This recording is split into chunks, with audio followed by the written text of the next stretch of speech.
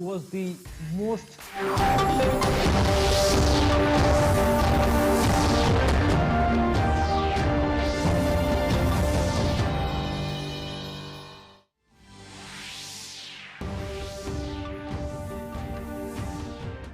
to elect the new leader.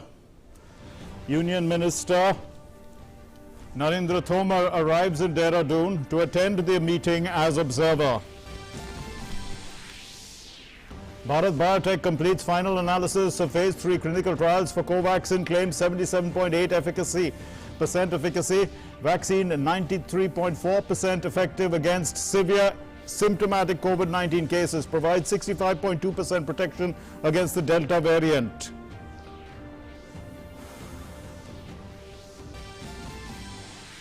India's COVID vaccination drive on a steady path. Cumulative coverage exceeds 34.46 crores, with over 8 crore doses administered in the first 11 days since the launch of the free-for-all vaccination under the revised framework on June 21. More than 38.88 lakh vaccine doses administered yesterday till 7 p.m. India's fight against COVID continues. 44,111 new cases reported in the last 24 hours. The daily recoveries continue to outnumber the daily new cases for the 51st consecutive day. Recovery rate increases to 97.06%. Tamil Nadu and Goa extend lockdown by one more week to further contain infections.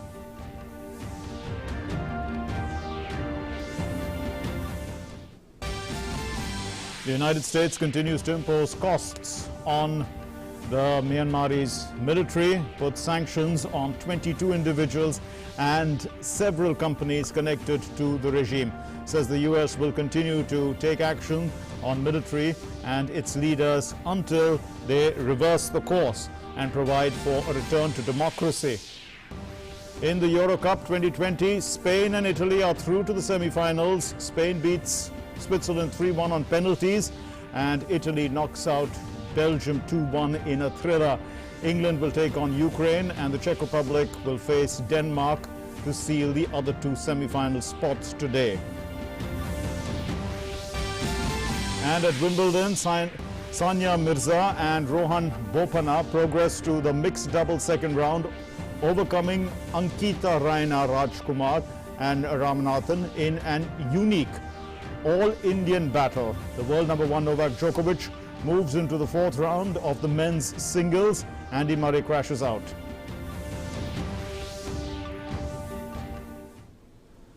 Namaskar and welcome to the news. My name is Mark Lynn. Here's our top story. The Bharatiya Janata Party has convened a meeting of its legislative party. It's happening this afternoon in the state capital, Dehradun, and they will be electing a leader of the legislature in Uttarakhand.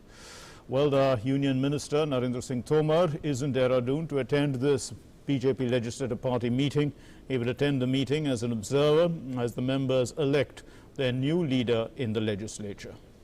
मुख्यमंत्री तीरथ सिंह रावत जी ने इस्तीफा दे दिया है, उसके कारण निश्चित रूप से पुनः चयन की प्रक्रिया होनी है। आज पार्टी ने यहाँ 3 बजे विधायक दल की बैठक बुलाई है। उससे पहले मैं हूँ, पुंडेश्वरी है, दुष्यंत जी हैं, हम सब लोग विधायकों से बातचीत करेंगे, उनसे मशवरे के बाद आगे बढ़ेंगे। Earlier, the Chief Minister Tirath Singh Rawat resigned. This happened late last night, and he had tendered his resignation to the governor, Rani Maurya, on Friday night.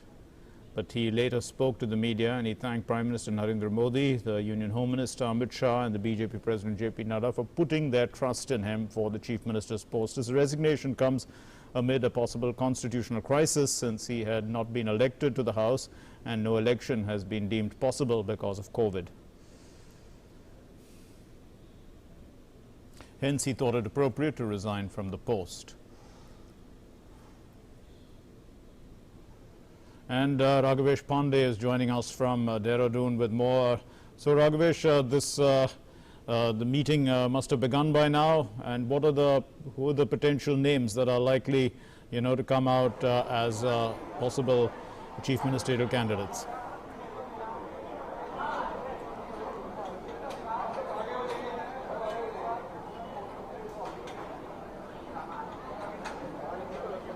Yeah, BJP Legislative Party meeting will be start after an hour, and in the meeting the MLAs will all the MLAs will be present, and MLAs will decide who will be the next leader of legislative party, who will become the new Chief Minister of Uttarakhand.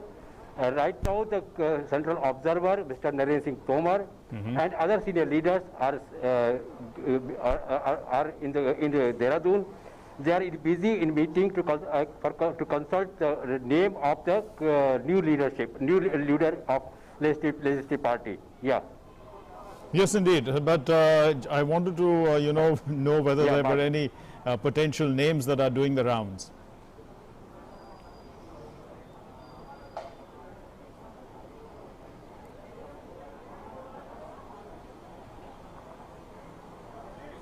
Yeah, there are so many people. There are few persons who are in the race of the new chief, for the new chief minister post. But as the sources claim that the new chief minister will be the MLA, and within the MLA, though as earlier Mr. Tirth Singh Rawat is a member of parliament. Right now, the party is trying to elect a leader who is the member of legislative assembly. Yeah. Okay, thanks very much, Raghavesh. So one of the leaders is obviously going to be a member of the Legislative Assembly, and that name will come forward at this meeting. Moving on then, Bharat Biotech has completed the final analysis of its vaccine COVAXIN. This is the part 3, or this is called the phase 3 clinical trials. So the pharmaceutical company has claimed an overall efficacy of 77.8%, and this is among symptomatic COVID-19 patients through COVAXIN. Bharat Biotech has said that that COVAXIN has demonstrated, in fact, 93.4% effectiveness against severe symptomatic COVID-19 cases. Efficacy data demonstrates 65.2% protection against SARS-CoV-2, as well as that is of the B.1.617.2 Delta variant. So this is an important bit of information against asymptomatic COVID-19 patients. COVAXIN provided an efficacy of 63.6%. We are proud to announce our summary of phase 3 efficacy trial.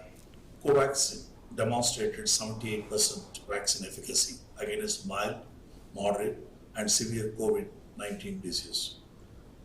The efficacy against severe COVID-19 disease was 93%, resulting in reduction of hospitalization. The efficacy against asymptomatic COVID disease was 63%, a marker believed to limit infection and transmission. And also, the efficacy against Delta variant is 65%. These are the preliminary results and peer review undergoing by the journal. Thank you. It's a momentous day for everyone at Bharat Biotech as we announce the final phase 3 results of COVAXIN and its efficacy at 77.8% today. We wish to profusely thank the Indian Council of Medical Research. Well, here's an update now on COVID-19 across the country. India has reported 44,111 new cases in the last 24 hours. This has witnessed a continuous fall in the active caseload. So the country's active caseload has now declined to 4,95,533, and this is less than 5 lakhs now after 97 days. We have come below 5 lakhs.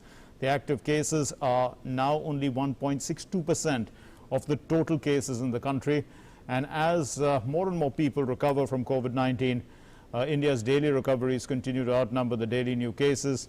This is for the 51st consecutive day. 57,477 recoveries were registered in the last 24 hours, and which constitutes, in fact, an overall recovery rate of 97.06%. And this is a sustained increasing trend.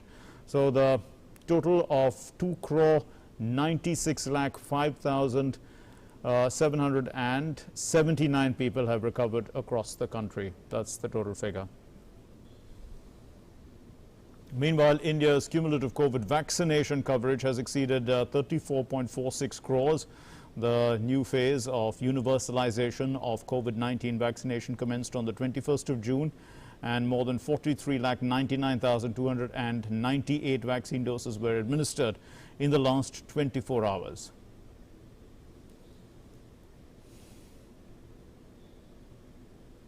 So as per the Indian Council of Medical Research, COVID-19 testing is being carried out across the country in full swing. Yesterday alone, over 18,76,000 tests were conducted in the country.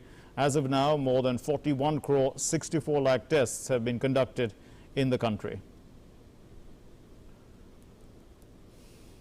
While on the one side, testing capacity has been enhanced across the country, a continued decline in weekly case positivity is noticed. The weekly positivity rate is currently at 2.50%, while the daily positivity rate stands at 2.35%, and it has remained less than 5% for 26 consecutive days now.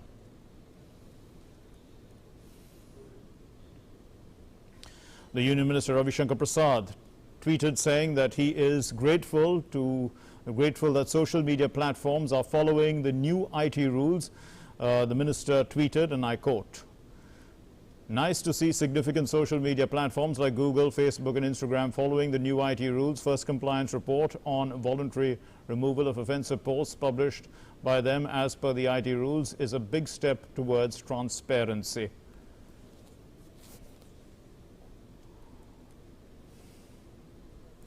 Moving on then, the Minister of State for Social Justice and Empowerment, Krishan Pal Gurjar, he has said that just like the One Nation, One Ration card, the centre has now introduced a One Nation, One Divyang card. And he said that this will benefit Divyangs in the long run for their well-being. देश में जैसे एक देश एक ration card, एक देश एक tax Modi सरकार लेकर आई, इस तरह दिव्यांगजनों के लिए एक देश एक दिव्यांगजन कार्ड। अगर परेटा में बैठा हुआ कोई दिव्यांगजन परेटा में इस दिव्यांगजन एडिप स्कीम का लाभ लेता है, तो उसके लिए हमने यूडीआई कार्ड बनाने का काम शुरू किया है। यूनिवर्सल आई कार्ड कि परेटा में जो कार्ड उसको जारी होगा, उस कार्ड को लेकर देश के किसी हिस्से में वो किसी भी योजना का लाभ ले सकता है। Well, the Bharatiya Janata Party has targeted the Congress party over the RAFALE allegations. Once again, addressing the press in New Delhi, the BJP spokesperson SAMBIT PATRA hit out at the Congress party over the RAFALE aircraft, and he said that he made sharp comments against the Congress leader Rahul Gandhi, and he said that he suspects that either Rahul Gandhi or someone from the Gandhi family is acting as an agent for the competing companies which are competing against RAFALE to defame RAFALE. Congress party आज झूठ और भ्रम का पर्यायवाची शब्द बन चुका है। राफेल को लेकर जिस प्रकार कांग्रेस पार्टी ने झूठ बोला है, जिस प्रकार से एक भ्रम फैलाने की कोशिश की है, वो हम सब ने देखा है। किसी ने कंप्लेन किया, एक एनजीओ ने कंप्लेन किया है, उस एनजीओ का नाम भी आपके सामने आया है, फ्रांसिस शेरपा, ऐसा एक एनजीओ का नाम है। उन्होंने राफेल को लेकर, वो पहले भी कंप्लेन करते रहे थे, कंप्लेन किया है, एक मैजिस्ट्रेट असाइन किया गया है। ये जो राफेल हम दसों एविएशन से लिया है हमने, जो कंपीटिंग कंपनीज होती हैं और जो कंपीटिंग बॉडीज होती हैं, कहीं ना कहीं ऐसा प्रतीत हो रहा है कि राहुल गांधी उनके हाथ के एक कठपुतली के रूप में एक्ट कर रहे हैं और आरंभ से ही भ्रम की राजनीति इसी कारण से कर रहे हैं। He has been lying right from the beginning because probably he is acting as an agent or some member of the Gandhi family is acting as agent for a competing company. The Enforcement Directorate has issued summons to the Maharashtra, the former Home Minister of Maharashtra, Anil Deshmukh, to appear before it on the 5th of July. This is the third summons by the ED to Deshmukh, who had earlier skipped the two earlier summons, citing reasons of ill health and insufficient documents provided by the ED. His associates Sanjeev Palande and Kundan Shinde, they are in ED custody till the 6th of July. The Indian Space Research Organization has given its nod to the Parliamentary Standing Committee on Education to provide technical assistance for satellite TV classrooms in the country to bridge the learning gap due to COVID-induced lockdown. ISRO scientists appeared before the Parliamentary Standing Committee for Education on Friday and made a detailed presentation about the proposed satellite TV classroom for students. Education secretaries and senior officials of 5 states, including Uttar Pradesh, Bihar, Maharashtra, Telangana and Arunachal Pradesh, attended this meeting. ISRO scientists emphasized that the organization is ready to provide satellite rights to states to start satellite TV classrooms, but asked if the states will be willing to use the technology. Members of the Parliamentary Standing Committee on Education, Women, Children, Youth and Sports will be on a 5-day visit to Ladakh and Jammu and Kashmir next week. Some weather-related news now. Reeling under a scorching heat wave, Delhi received some much-needed respite last evening when there were light rains in the national capital. So, well, the head of the Regional Weather Center, the Weather Forecasting Center in Delhi, Charan Singh, said that the national capital had witnessed pre-monsoon showers, and by the second week of July, the monsoon is expected to reach Delhi. Joining me is Charan Singh, who is the senior scientist at the Regional Meteorological Center, Delhi, to talk about the impending monsoon in the national capital, along with the fact that there is a thunder shower that took place yesterday. Yesterday's thunder shower that took place is a pre-monsoon shower, and we can expect a monsoon very soon. Yesterday's thunder activity, purely the pre-monsoon type of thunderstorm activity. Prior to actual arrival of monsoon, 4-5 days ahead or more than that, the thunderstorm such type of activity happens. In the yesterday NCR region get the 2 to 3 centimeter rainfall activity in many stations. So this is purely thunderstorm activity. And when can we expect the monsoon to arrive in the national capital? It took a time. In fact, 27 June was the date there when MD was expecting. It has delayed a bit. When do you think that the monsoon can reach the national capital? So far, we cannot say so much delay, because the normal date is in NCR region is 27th of June. So now we are on 3rd July. So we cannot say so much delay. But you know, the monsoon onset in the further in the phase manners. So in the previous phase, when the conditions was active, the monsoon reached up to the Meerut and Ambala. So we can expect from the present conditions and model output guidance that during the 4-5 days, the thunderstorm activity, like a pre-monsoon thunderstorm activity, occasionally going on this region. And after that, you can say around 8 to 10 July, in between that, the monsoon condition will be favorable. At that time, we can say the monsoon actually arrival. We are analyzing the day-to-day data, and that time we will declare the monsoon. Expected date of monsoon in the national capital is expected to be somewhere in the region of 8 to 10th of July. We will keep you updated and keep you posted regarding the same. This is Taposh Bhattacharya with Doordarshan Samachar, Delhi. In international news now, Canadians sought relief from a deadly heat wave at splash parks and in the water on Friday as parts of the country deal with record-setting temperatures. The heat wave has scorched crops across the prairies, where farmers grow much of the world's wheat and canola, driven up natural gas prices as well in the 4th largest global producer, and also closed schools. Lytton, which is a town in central British Columbia, this week broke Canada's all-time hottest temperature record thrice, and it now stands at 49.6 degrees Celsius. Well, the previous high in Canada, which is widely known for its brutal winters, was 45 degrees Celsius, which was set in 1937.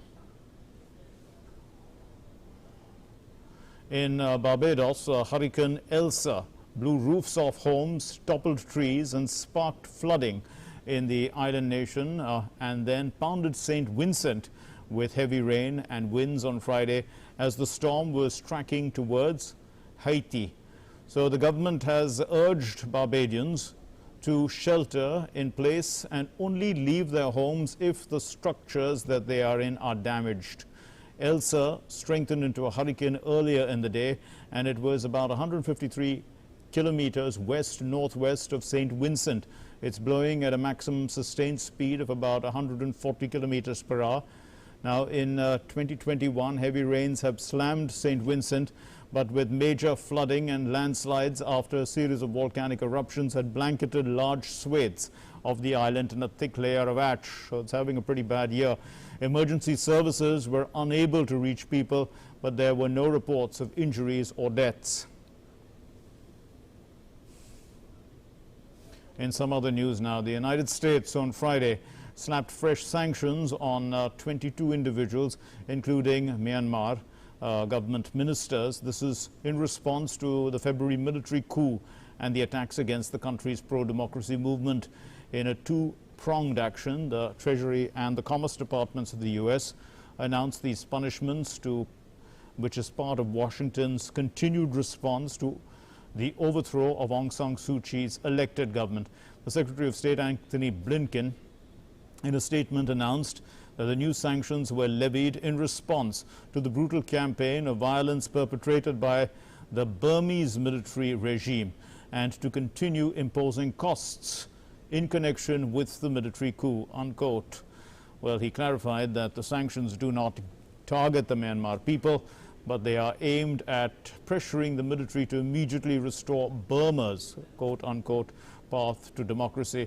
The Commerce Department, meanwhile, imposed sanctions on 4 business entities. They are King Royal Technologies Company, which provides satellite communication services supporting the military, and Wonbao Mining and its 2 subsidiaries. Now, these have revenue sharing agreements with a company that helps fund the Defense Ministry in Myanmar.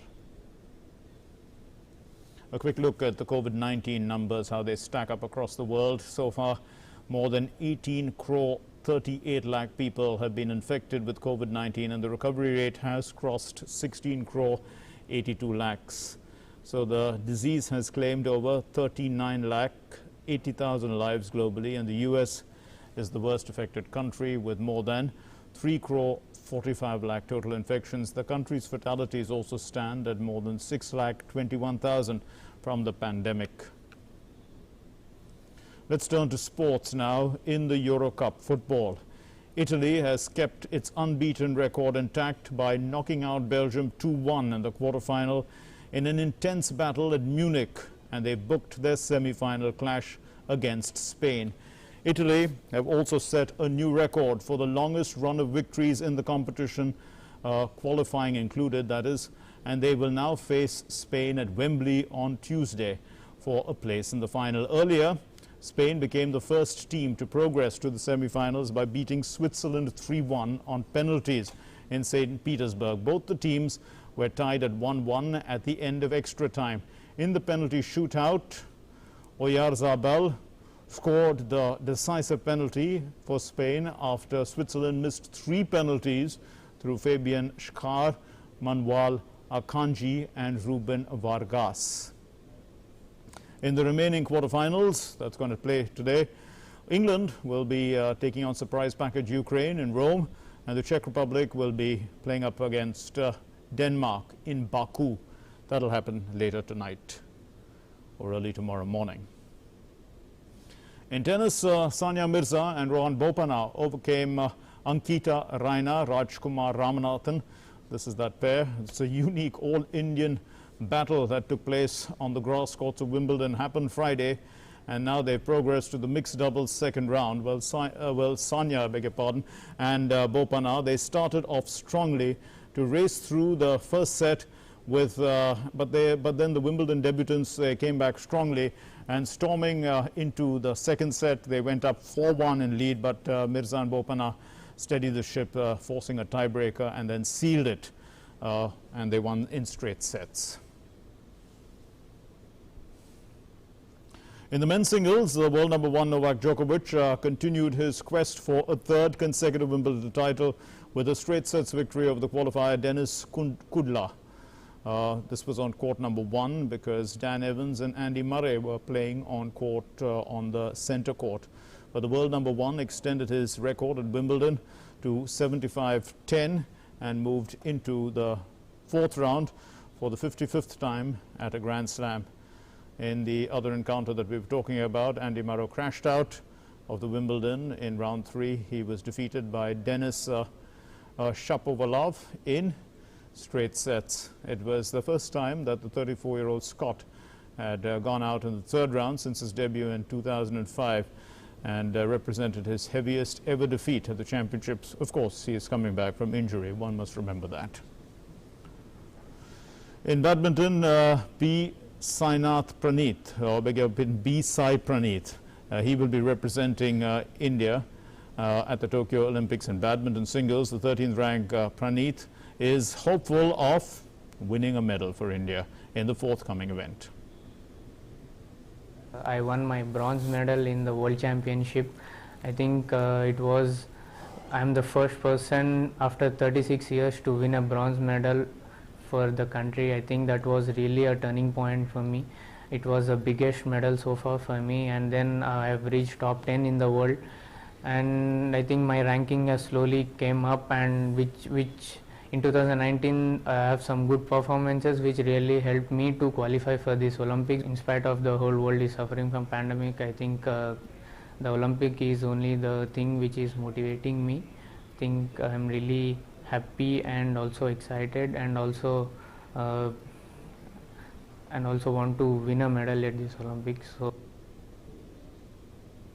well, the ace athlete in the Indian Navy, MP Jabir, has qualified for the Tokyo Olympics in the 400 meters hurdles. He clocked 49.78 seconds and won gold at the recently concluded Interstate Athletics Championships in Patiala.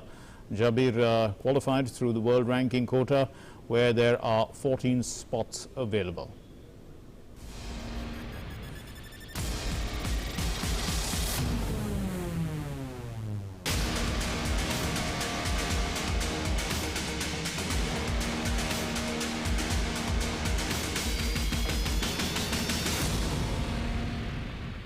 Indian Navy's MP Jabir qualified for the Tokyo Olympics in 400 meters hurdles after he clocked 49.78 seconds to win gold at the recently concluded Interstate Athletics Championships in Patiala.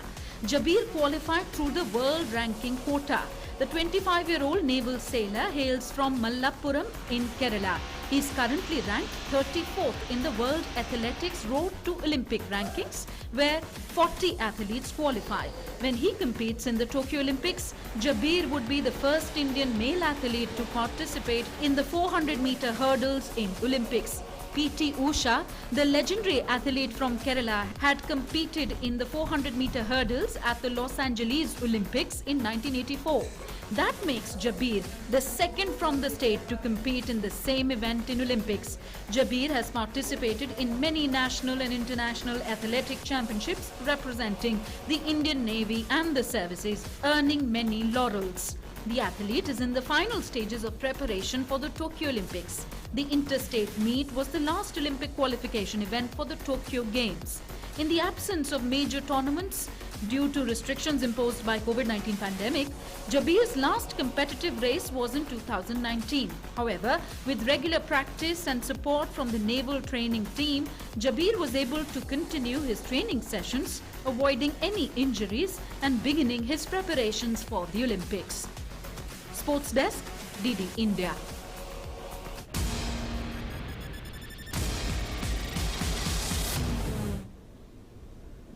Well, the former West Indies captain Courtney Walsh had a special chat with Abhishek Mahajan in virtual encounters, and he spoke about breaking Kapil Dev's record in the year 2000 to become the highest wicket taker in tests.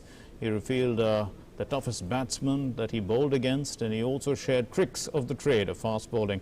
Well, let's listen, and you can watch the world exclusive tonight at 8 p.m. on DD India. About your records, you broke Kapil Dev's record in 2000 for the most wickets and held it for 4 years before Shane Warne went past you. You were the first bowler to take 500 wickets in test matches and then 5 for 1 in ODI in 1986, 7 for 37 versus New Zealand in test, which was your best bowling in an innings in test cricket also. And no fast bowler in history has claimed as many away wickets as you. Which will be your best moment in international cricket? There's a few, but I think one of the stands out was the New Zealand one you mentioned. Okay.